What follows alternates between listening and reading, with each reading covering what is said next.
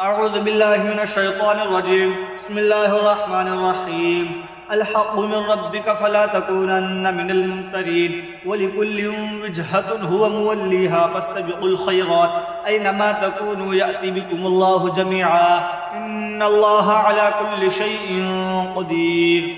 ومن حيث خرجت فول وجهك شطر المسجد الحرام وإنه للحق من ربك وما الله بغافل عما تعملون. ومن حيث خرجت فول وجهك شطر المسجد الحرام وحيث ما كنتم فولوا وجوهكم شطره لئلا يكون للناس عليكم حجة إلا الذين ظلموا منهم فلا تخشوهم واخشوني ولأتم نعمتي عليكم ولعلكم تهتدون. كما أرسلنا فيكم رسولا منكم يتلو عليكم آياتنا ويزكيكم ويعلمكم الكتاب